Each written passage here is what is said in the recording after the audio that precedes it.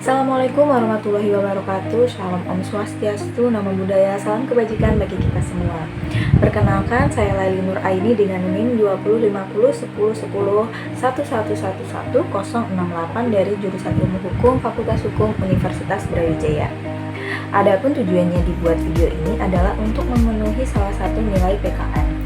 Nah, permasalahan akhir-akhir ini yang sering dibahas yaitu tentang pernikahan dini. Pernikahan dini adalah suatu kasus yang masih sangat hangat untuk dipermasalahkan.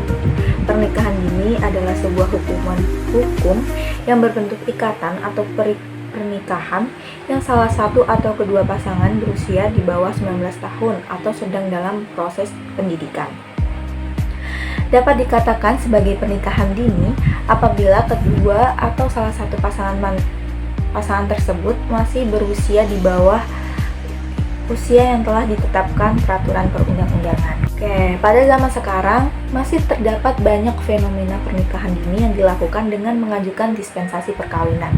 Beberapa wilayah yang menjadi sorotan terkait dengan melonjaknya angka pernikahan dini adalah sebagai berikut. Yang pertama, ada Kota Blitar, Jawa Timur. Baru-baru ini telah menjadi sorotan karena tercatat sejak Januari hingga Mei tahun 2023 telah mencapai jumlah sebanyak 180 anak yang meminta dispensasi atau rekomendasi untuk menikah. Data tersebut diketahui rentan usia pernikahan dini di Blitar kisaran usia 12 hingga 16 tahun dengan status putus sekolah. Urutan yang kedua yaitu Kota Malang. Menurut data Pengadilan Agama Kabupaten Malang, angka dispensasi perkawinan di Kota Batu mencapai 1.393 perkara selama tahun 2022. Ketiga yaitu Kabupaten Jember. Sepanjang tahun 2002, data mencatat bahwa Kota Jember memiliki hingga 1.383 kasus pernikahan dini. Memang apabila dibandingkan dengan tahun lalu, angka pernikahan anak di bawah umur di Indonesia terus turun dibandingkan tahun-tahun yang lalu. Namun tingkat penurunan tersebut masih belum mencapai target yang telah ditetapkan oleh pemerintah. Baik, setelah mengenal permasalahan-permasalahan di Indonesia terkait dengan pernikahan dini, marilah kita beranjak ke regulasi yang mengatur tentang pernikahan dini tersebut di Indonesia.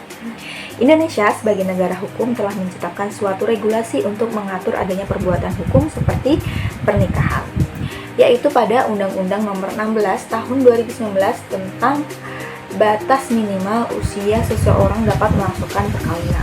Aturan tersebut tercantum pada Pasal 7 Ayat 1 yang berbunyi, perkawinan hanya diizinkan apabila pria dan wanita sudah mencapai umur 19 tahun. Pasal ini sempat mengalami perubahan. Sebelumnya, pada Undang-Undang Nomor 1 Tahun 1974 tentang perkawinan, dalam Pasal 7 Ayat 1 dinyatakan bahwa perkawinan hanya diizinkan jika pria sudah mencapai umur 19 tahun dan wanita umur 16 tahun. Terdapat perbedaan antara umur wanita dan umur pria pada pasal tersebut. Namun, perubahan tersebut didasarkan pada putusan Mahkamah Konstitusi Nomor 22/PUU/XV 12017 yang menyatakan bahwa perbedaan usia antara pria dan wanita dalam konstitusional warga negara, baik termasuk dalam kelompok, hak-hak sipil dan politik maupun hak-hak ekonomi, pendidikan, sosial, dan kebudayaan yang seharusnya tidak dibolehkan untuk dibeda-bedakan semata-mata berdasarkan jenis kelamin, sehingga adanya perbedaan tersebut masuk dalam diskriminasi. Sehingga terjadi adanya perubahan aturan mengenai batas minimal usia minimum perkawinan baik pria dan wanita jadi disamakan, yaitu sama-sama 19 tahun. Namun, meskipun terdapat aturan tersebut, masih terdapat banyak permasalahan di Indonesia terkait pernikahan dini. Dalam faktanya, di lapangan masih terdapat banyak masyarakat yang cenderung mengabaikan dan tetap melakukan pernikahan di bawah umur.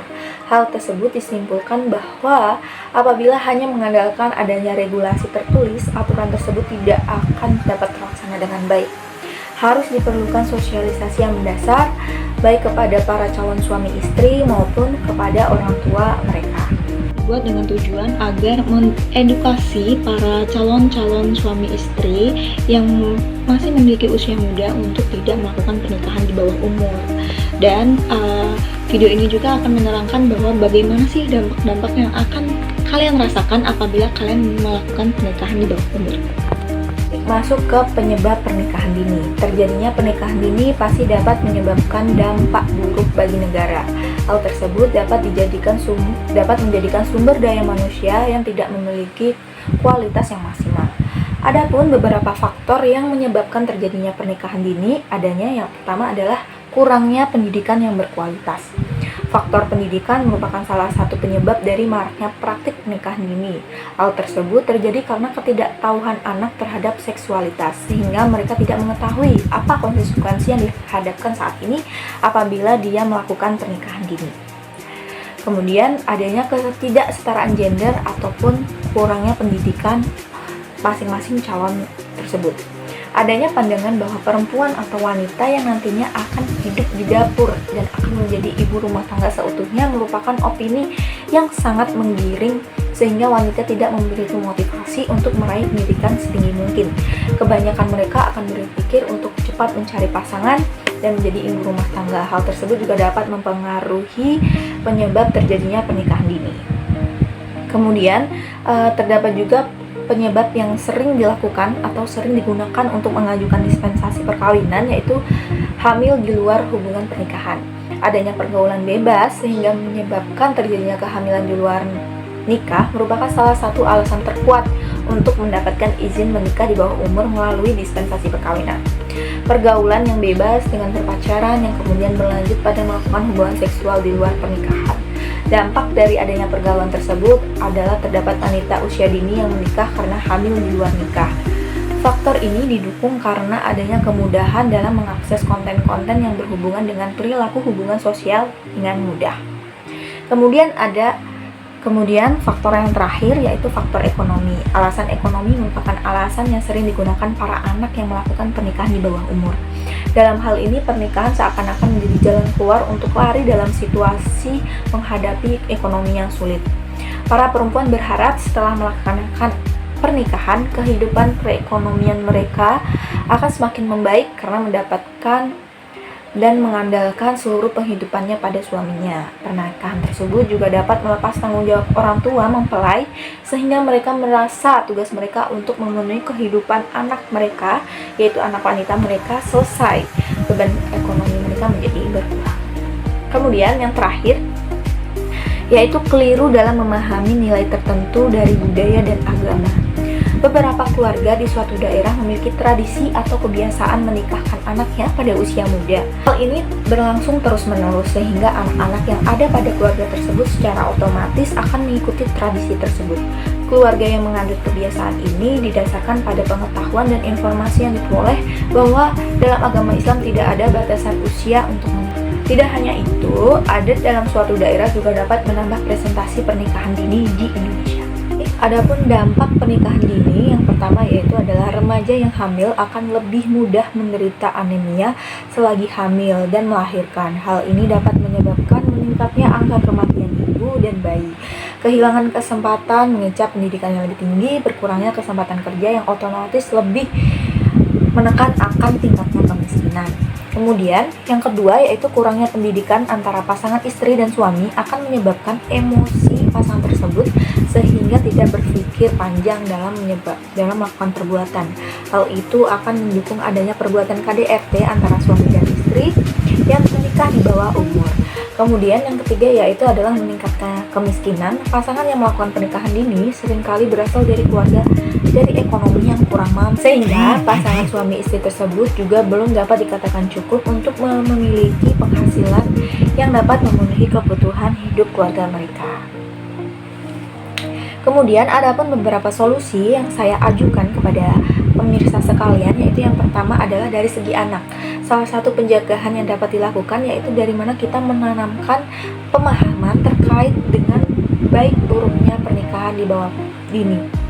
Salah satu penjagaan yang sangat mendasar adalah menanamkan kepada diri masing-masing anak untuk memiliki keinginan untuk mempunyai pendidikan yang tinggi, sehingga adanya motivasi tersebut akan mencegah terjadinya pernikahan di bawah ini. Yang kedua yaitu adalah dari sisi peran keluarga tersendiri. Apalagi dalam pertumbuhan anak akan selalu melihat orang tua ataupun keluarga sebagai panutan.